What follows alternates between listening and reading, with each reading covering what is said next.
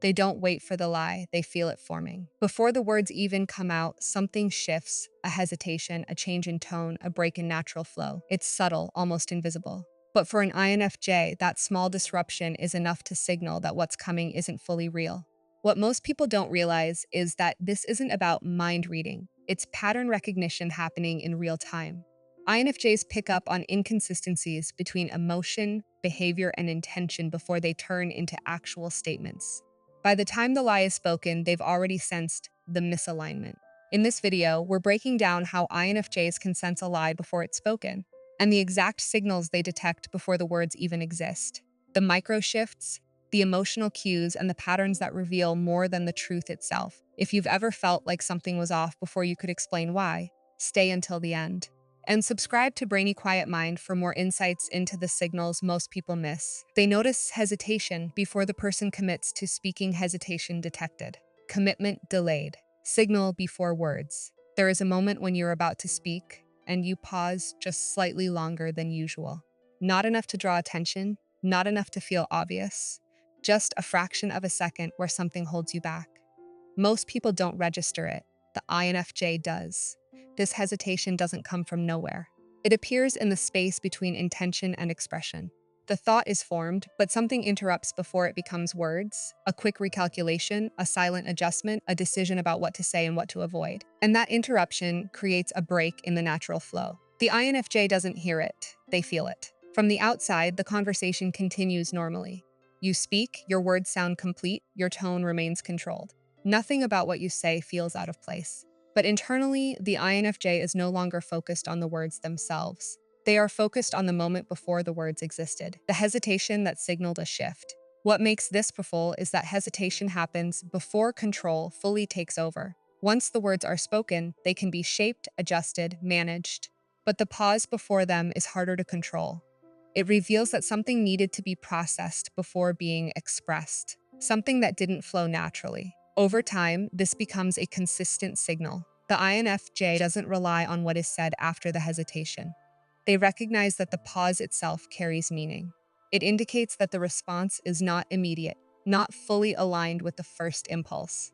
And that difference is enough to change how they interpret everything that follows. Because for the INFJ, truth is not only in the words. It is in the transition before the words appear. And when hesitation interrupts that transition, what you eventually say becomes secondary. To the moment that revealed you had to think twice before saying it.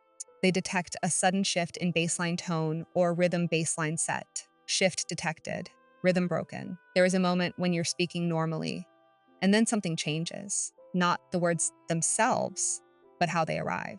The pace tightens, the tone flattens or sharpens. The rhythm loses its natural flow. It's brief, subtle, easy to overlook. But for the INF, that break stands out immediately. This detection is anchored in consistency. The INFJ maps your baseline without effort. How you usually sound, how your sentences move, how your tone carries emotion when you're aligned. That baseline becomes a reference. So when a deviation appears, even for a second, it doesn't blend in. It registers as a shift, not a variation. From the outside, the conversation still feels coherent. The content makes sense, the delivery seems controlled, nothing signals a problem. But internally, the INFJ is not following the content alone. They're tracking the pattern of delivery. And when the rhythm changes without a clear external reason, it points to something internal that just changed. What makes this powerful is that rhythm is hard to fake consistently. You can manage words, you can adjust tone for a moment, but sustaining something natural flow requires alignment between thought, emotion, and expression. When that alignment breaks, even briefly, the rhythm exposes it before the words can cover it. Over time, this becomes a reliable signal. The INFJ doesn't need repeated proof. A single break in baseline, especially around specific topics, is enough to flag misalignment. And once flagged, every following sentence is filtered through that shift. Because for the INFJ, truth isn't only in what you say, it's in how your voice carries it. And when your tone or rhythm suddenly changes, the version of the message you intended to present is already being questioned before it fully lands. They sense emotional misalignment before words are formed emotion off. Signal early, alignment broken. There is a moment before you speak when something inside you doesn't match what you're about to say. The feeling isn't aligned with the message. It's subtle, not fully conscious, but present. And before any word leaves your mouth, the INFJ already senses that mismatch. This sensing doesn't rely on sound or expression. It happens in the space before both. The INFJ picks up on the internal shift, a slight tension, a quiet hesitation, a change in emotional state that doesn't settle into clarity. It's not defined as a lie yet. It's simply misalignment between what you feel and what you're preparing to present. From the outside, nothing has happened. You haven't spoken yet. There are no words to analyze, no tone to evaluate. But internally, the INFJ has already adjusted their perception. They are not waiting for the statement. They are responding to the emotional signal that came before it. What makes this powerful is that emotional alignment is difficult to fake at the origin point. Once words are formed, they can be shaped, controlled, delivered with intention. But the emotional state that precedes them is less structured. It reveals whether the message is naturally aligned or being constructed. Over time, this becomes a consistent pattern of recognition. The INFJ doesn't need confirmation after the fact. They trust the early signal, the moment where emotion and intention didn't match. And that moment becomes the reference for everything that follows. Because for the INFJ, truth begins before expression. It exists in the alignment between what is felt and what is about to be said. And when that alignment breaks before the first word is formed, the message that follows no longer feels fully real, no matter how well it's delivered. They pick up on micro delays between thought and response, micro delay noticed, response lag, flow interrupted. There is a moment when a question is asked, and your answer doesn't arrive immediately. Not a long pause, not something obvious. Just a fraction of a second where the response hesitates before forming. Most people don't register it. The INFJ does. This delay exists in the transition between thinking and speaking. A natural response moves with continuity. The thought forms and flows into words without interruption. But when something is adjusted internally, even slightly, that flow changes. There is a brief pause where the response is being selected, shaped, or filtered before it is released. From the outside, everything still feels normal. The answer comes, the words are clear, the tone is controlled. Nothing about the content feels wrong. But internally, the INFJ is not focused on the content yet. They are focused on the delay that happened before it appeared. And that delay becomes the signal. What makes this powerful is that micro delays are difficult to control consistently. You can manage what you say, but not always how quickly it emerges. When a response requires internal adjustment, even minimal, it creates a gap. And that gap reveals that the first instinct was not expressed directly. Over time, this becomes a pattern of detection. The INFJ begins to distinguish between responses that flow naturally and those that are constructed in real time. They don't rely on one delay. They observe when and where these delays happen, especially around specific topics or questions. Because for the INFJ, authenticity is not only in the words, it is in the continuity between thought and expression. And when that continuity breaks, even for a moment, the response that follows is no longer just an answer. It becomes something that was chosen instead of simply said. They observe when I focus changes unnaturally, I focus shifts. Attention breaks, signal exposed. There is a moment when you're speaking and your eyes move in a way that doesn't match the conversation. Not a normal glance, not a natural truffle distraction. Something slightly off. A quick look away at the wrong time, a brief loss of focus, a shift that feels disconnected from what you're saying. Most people don't question it. The INFJ does. This observation isn't about eye contact itself. It's about timing. When eye focus aligns naturally, it follows the rhythm of the conversation, steady, responsive, connected. But when something internal changes, the eyes often move before the words adjust. That movement becomes a signal that attention has shifted internally, even if the conversation hasn't. From the outside, nothing seems unusual. You continue speaking, your words sound complete, your tone remains controlled. The shift is small enough to be ignored. But internally, the INFJ has already registered it. They are no longer focused only on what you're saying. They are tracking how your attention moved before the words were fully delivered. What makes this powerful is that eye focus is difficult to control consistently under pressure. Words can be managed, tone can be adjusted, but subtle visual shifts often reveal internal processing. When attention moves away at a moment that requires presence, it suggests that something else is being handled internally. Over time, this becomes a consistent pattern. The INFJ begins to recognize when eye movement aligns with natural thought and when it breaks from it. They don't rely on a single instance. They observe repetition when the same kind of shift appears around certain questions or topics. Because for the INFJ, attention reveals intention. And when your focus changes in a way that doesn't match your words, the part of you that is processing something else becomes visible before you have the chance to fully control it. They track when someone overprepares a simple answer, simple question, overbuilt answer, preparation exposed. There is a moment when something straightforward is asked, and the response arrives with more structure than it needs. Extra detail, careful phrasing, a level of precision that doesn't match the simplicity of the question. It sounds complete, even convincing. But for the INFJ, it feels constructed. This tracking is based on proportion. A natural answer fits the question, direct, aligned, without unnecessary expansion. But when an answer is overprepared, it carries layers that don't belong to the moment. The INFJ doesn't focus on what is being said alone. They notice how much effort went into shaping it and why that effort was needed in the first place. From the outside, the response seems thorough, clear, well explained, even thoughtful. But internally, the INFJ is not evaluating the clarity. They are evaluating the necessity. Why does this need this level of control? Why is a simple answer being delivered with such precision? And that question becomes the signal. What makes this powerful is that over-preparation reveals intention before content. When someone prepares more than the situation requires, it suggests that the answer is not flowing naturally. It is being managed, adjusted, built to achieve a certain effect rather than simply reflect the truth. Over time, this becomes a recognizable pattern.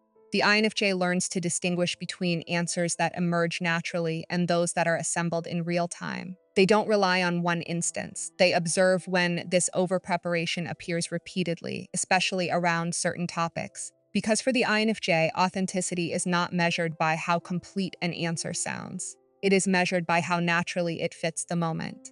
And when a simple question receives a response that feels engineered instead of expressed, the effort behind it becomes more revealing than the answer itself.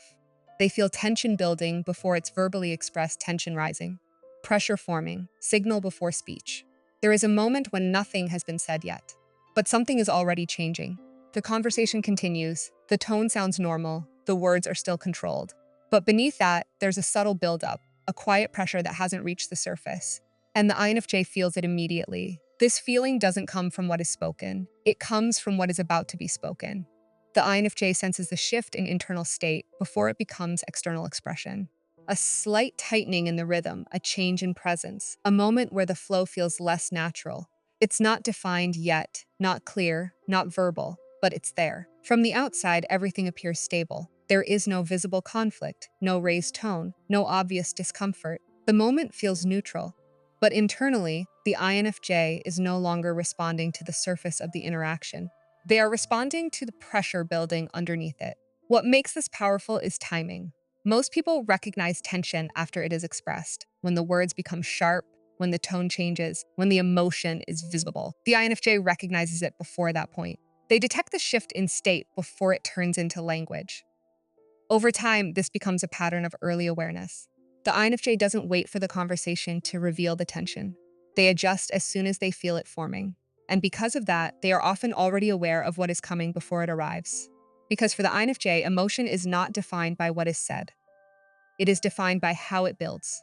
And when that buildup is felt before it reaches expression, the moment that follows is no longer unexpected. It is something they already sensed before a single word made it real. They recognize when someone is choosing words too carefully.